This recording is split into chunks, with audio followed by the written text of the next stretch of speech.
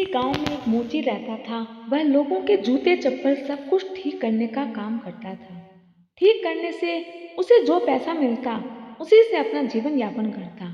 दोस्तों, उस मोची की कोई स्थायी दुकान नहीं थी। कभी वह मंदिर के किनारे तो कभी मंदिर से कुछ दूरी पर, कभी बाजार में गांव वालों के जूते चप्पल बैठकर ठीक करता। इस तरह उस मोची का जीवन व्यतीत हो रहा था। एक दिन सावन का महीना आया। मोची ने देखा किस तरह से मंदिर में भीड़ लग रही थी। कोई कावड़ लेकर जा रहा था तो कोई पूजा की थाली लेकर आ रहा था। कोई अपनी कावड़ सजा रहा था तो कोई भोलेनाथ के जयकारे लगा रहा था। भक्तों का ऐसा प्रेम देखकर उस मोची के मन में भी भगवान को जल चढ़ाने की भावना जागृत हुई। मोची सोचने लगा, क्या भगवान मुझे ऐसा मौका देंगे? क्या मैं भी भगवान के ऐसे जल चढ़ा पाऊंगा? लेकिन मुझे तो पूरे दिन मेहनत करके भी 2 वक्त की रोटी का ही पैसा मिल पाता है। मेरे ऐसे भाग्य कहाँ कि मैं भगवान को जल अभिषेक कर सकूं। सोचने के बाद वापस अपने काम में लग जाता है। लेकिन फिर जैसे ही भक्तों की भीड़ देखता है, उसके मन में एक बार फिर से उत्साह जाग उठा। नहीं नहीं, भोलेनाथ ज्यादा कुछ नहीं मांगते, सिर्फ उनके द्वार पर जाना है, जल अभिषेक करना है। मैं करूंगा, जरूर करूंगा। क्या मैं इतना भी नहीं कर सकता? और ऐसा सोचते सोचते उसने अपने मन में दृढ़ निश्चय कर लिया। वह कावड़ के लिए अगले साल जरूर जाएगा और हमेशा की तरह अपने काम में लग गया।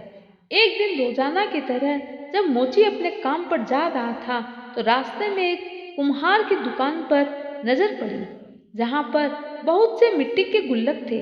मोची ने सोचा, क्यों न इसमें से एक गुल्लक मैं भी खरीदूं। उसमें अपनी कमाई का रोज 1-2 पैसा डालूंगा तो अगले सावन तक इतना पैसा हो जाएगा कि मैं कावड़ लेकर जा सकूं। ऐसा मन में विचार करके उसने तुरंत गुल्लक खरीद ली और गुल्लक खरीदकर सीधा अपने घर पहुंचा और अपनी पत्नी को दिखाया। पत्नी ने जब उस कावड़ के बारे में पूछा तो उस मोची ने सारी बात बता दी। उसके भी मन में भगवान को जल अभिषेक करने की इच्छा थी। वह भी कावड़ तैयार करेगा और भोलेनाथ को जल अर्पण करेगा। पत्नी अपने पति की ये सब बातें सुनकर बहुत खुश हुई। बोली, भगवान ने चाहा तो आपकी इच्छा जरूर पूरी होगी। मैं भी आपके इस काम में जरूर सहयोग करूंगी। दोनों पति पत्नी बड़े भाव से, बड़े उत्साह के साथ इस काम में जुट जाते हैं। अब मोची रोजाना अपने काम पर जाता और इसी उत्साह के साथ कि अब उसको जो पैसा मिलेगा उसमें से कुछ बचा के वह गुल्लक में डाल देगा और भोलेनाथ उसको जल्दी ही अपने धाम में बुलाएंगे। और प्रतीक्षा करते करते एक दिन वह भी आ गया जिसका मोची को इंतजार था। मोची ने अपनी कावड़ तैयार की, बाजार से सफेद धारियों वाला लाल कपड़ा लेकर आया। उस पर एक सुंदर चमकीली लेस लगाई, मोती लगे अपने कावड़ को बड़े ही सुंदर ढंग से तैयार किया। मोची की पत्नी देखते ही बोल उठी, अरे ये तो बहुत ही सुंदर बन पड़ी है। अपने कावड़ को लेकर मोची गंगा स्नान की ओर चल पड़ा।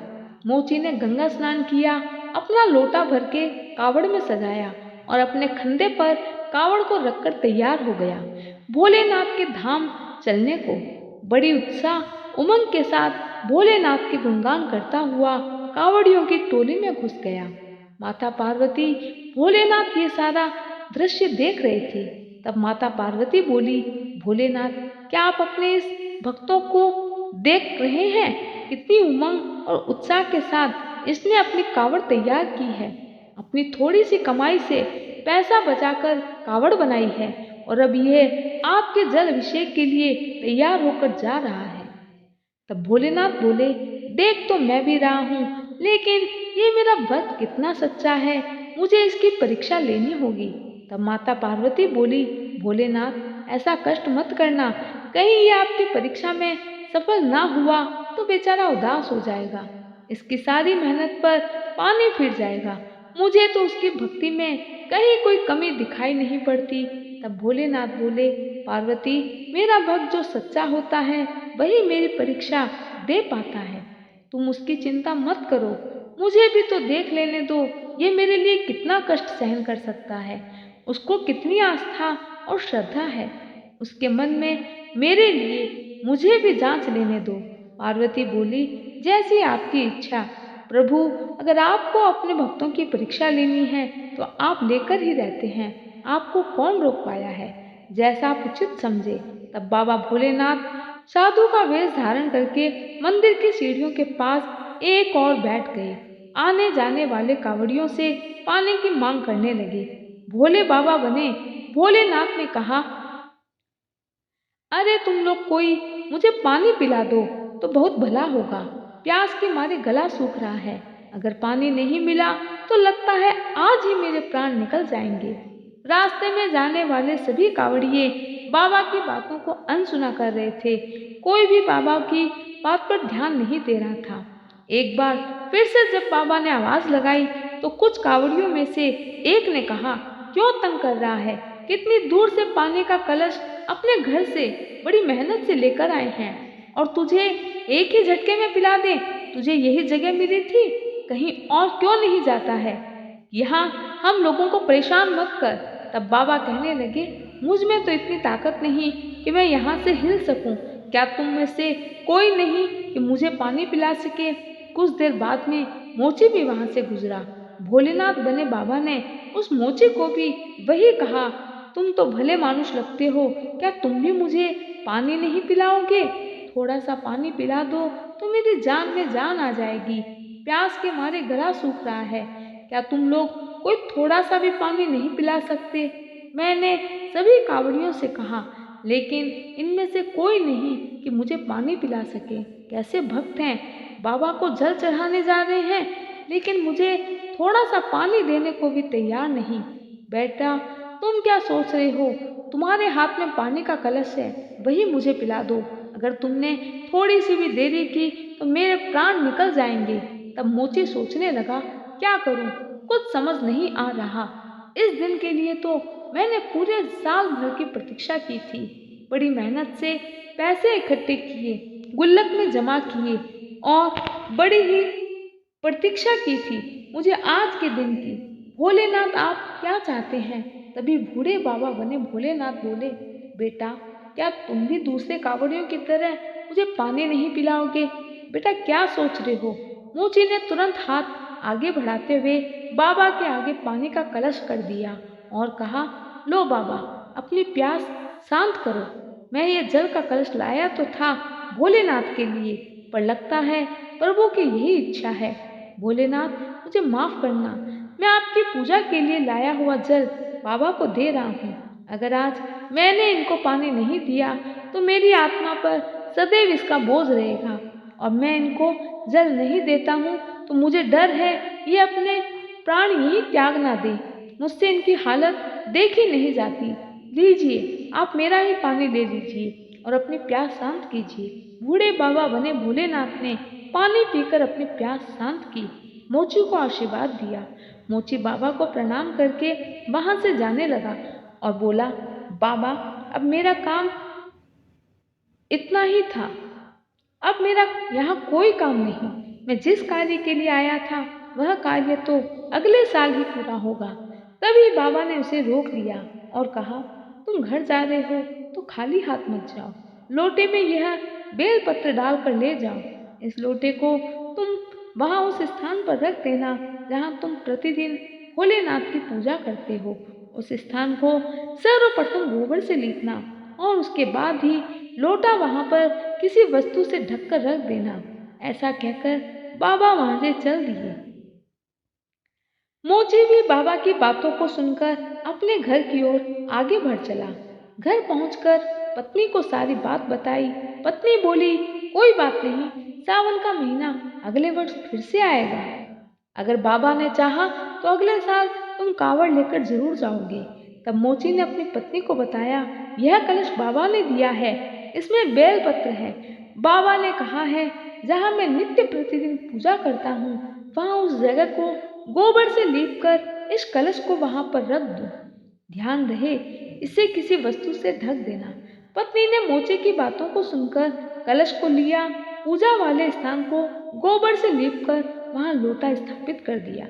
अगले दिन सुबह जब दोनों पति पत्नी नहा धोकर भोलेनाथ की पूजा करने जा रहे थे तो उन्होंने जब उस कलश को देखा तो उसमें सोने की मोहरें चमक रही थी। मोची तो एकदम हैरान हो गया। पत्नी बोली, अरे ये तो वही कलश है जो हमने रखा था। ये तो वही है जो बाबा ने तुम्हें दिया था। बाबा नहीं, वो तो जरूर कोई संत है जिन्होंने हमें आशीर्वाद फल स्वरूप ये सोने की मोहरें दी है। तब मोची बोला, अरे पगली, वो कोई संत नहीं, वो तो साक्षात भगवान शंकर है जिन्होंने हमें आशीर्वाद के रूप में मोहरें दी है। तब मोची की पत्नी बोली, आप सत्य कहते हैं, बाबा ने आपकी पूजा स्वीकार कर ली। बाबा ने बिना जल अभिषेक किए ही आपकी पूजा स्वीकार कर ली। अब मोची ने उन सोने की मोहरों से एक जूता चप्पल की बड़ी दुकान खरीदी। मोची के भाई को जब इस बात का पता चला तो जल भुनकर राख हो गया। वो एक क्षण भी अपने भाई की उन्नति को बर्दाश्त नहीं कर पा रहा था। वो मन ही मन सोच रहा था, ऐसा क्या करूं ये दुकान बर्बाद हो जाए। मोची के भाई की पत्नी पास में खड़ी थी, अपने पति से पूछने लगी, ये सब कैसे हुआ? हम लोगों पर तो भगवान ने कभी कृपा बरसाई नहीं, और आपके भाई पर इतनी जल्दी? कुछ तो करना होगा, वरना हमारी दुकान भी बंद हो जाएगी। और तुरंत एक योजना तैयार की और अपने पति को सब सिखा बुझा दिया। मोची का भाई अपनी पत्नी से ये सब योजना सुनकर बड़ा खुश हुआ और उसने तुरंत हल्ला मचाना शुरू कर दिया। यह आदमी चोर है, इसने मेरी दुकान में चोरी करके अपनी दुकान में भर लिया है, कोई इसे पकड़ो। लोगों की भीड़ इकट्ठा हुई। मोची का भाई फिर से चिल्लाना शुरू कर देता है और कहने लगा, सुनो भाई लोग, तुम ही सोचो, जो आदमी लोगों के जूते चप्पल सीलता था, आज उसके पास इतनी बड़ी दुकान कहाँ से आई? और तो और इसने मेरी जूता चप्पल भी चोरी की है। ये देखो, ये चप्पल मेरी दुकान की है, ये जूते भी मेरी ही दुकान के हैं। तब मोची बोलने लगा, भैया, आपको क्या हो गया है? आप मेरे साथ ऐसा क्यों कर रहे हैं? मैंने आपका क्या बिगाड़ा है? नहीं भाइयों, मैं सच कह रहा हूँ, मैंने किसी की कोई चोरी नहीं की। मुझ पर तो बाबा ने कृपा की है। और सारी घटना सुना दी। गांव के लोग हंसने लगे। भला ऐसा भी कहीं होता है? किसको बेवकूफ बना रहे हो? अगर तुम जैसों पर भोलेनाथ ऐसी कृपा बरसाने लगे तो हर कोई अमीर बन जाएगा। हम तुम्हारी बातों में नहीं आने वाले। सच सच बताओ, तुम्हारे पास इतना पैसा कहाँ से आया? नहीं तो हमको दूसरी कार्यवाही करनी पड़ेगी। लोगों की बातें सुनकर वहां गांव के पंच आ गए। कहने लगे, क्या माजरा है, क्यों शोर मचा रखा है? मोची पंच परमेश्वर के आगे गिड़गिड़ाने लगा। कहने लगा, मैं सच कह रहा हूँ, उन बाबा ने कृपा की है, मैं किसी की कोई चोरी नहीं किया। तब सरपंच कहने लगे, हमें बेवकूफ समझा है, तुम्हारे बाबा किसी के घर ऐसे ही चले आते हैं, हमें भी तुम्हारे बाबा के दर्शन करने हैं। सच सच बताओ, तुमने चोरी क्यों की? अगर तुमने सच नहीं बताया तो हमें कड़ा कदम उठाना पड़ेगा। मोची भोलेनाथ को पुकारने लगा, हे भोलेनाथ, मुझे बचा लो। मैंने तो सिवाय जूता चप्पल सीलने के कुछ काम नहीं किया। बस मेरा तो 2 वक्त का खाना उसी से हो जाता था। लेकिन बाबा, जब से आपने कृपा की, उन लोगों को तो विश्वास ही नहीं हो रहा है। अब मैं इनको कैसे विश्वास दिलाऊं? ये सब आपकी कृपा है। सभी गांव वाले उसे जोर जोर से फटकार रहे थे। गांव वाले गालियां दे रहे थे। बेचारा मोची सरपंच के कदमों में नतमस्तक हुआ रो रहा था। भोलेनाथ से देखा नहीं गया। जब बाबा अपने भक्तों की परीक्षा लेते हैं और उस परीक्षा में जब कोई भक्त खरा उतरता है तो फिर बाबा जीवन भर उसका साथ देते हैं, उसका दामन कभी नहीं छोड़ते। और बाबा वहां प्रकट हो गए, अपने भक्त को उठाया और सभी गांव वालों को कहा, खबरदार, मेरे भक्त पर इल्जाम लगाया तो वह वहीं भस्म हो जाएगा। सभी गांव वाले अचंभित हो गए और भोलेनाथ के चरणों में गिरकर क्षमा मांगने लगे। भोलेनाथ बाबा ने सभी गांव वालों के सामने मोची के भाई पर क्रोध किया और बोले, तुम उसके भाई बनते हो। जब तुम्हारा भाई जूते सिलकर घर चलाता था, गरीबी में जीवन बिता रहा था, तो तुमने इसकी खबर नहीं ली। लेकिन आज इसके पास 2 पैसे आ गए हैं तो किसी को विश्वास नहीं हो रहा है। तुम्हें तुम्हारे किए की सजा मिलकर रहेगी। तभी मोची बोला, बाबा, इसको क्षमा कर दीजिए। आप तो बस इतनी कृपा कीजिए कि आपकी कृपा सदैव मेरे पर बनी रहे। मैं आपको भूलूं नहीं, चाहे मेरे ऊपर कितने भी दुख क्यों न हो। मैं आपकी भक्ति सदैव ऐसे ही करता रहूं। भोलेनाथ तथास्तु कहकर अंतर ध्यान हो गए। गांव वाले उस मोची से माफी मांगने लगे, कहने लगे, भाई हम सभी मोह माया के लालच में डूबे हुए थे, इसीलिए हमें तुम्हारी अच्छाई दिखाई नहीं दी। तुम धन्य हो मेरे भाई, जिसको भगवान ने दर्शन दिए।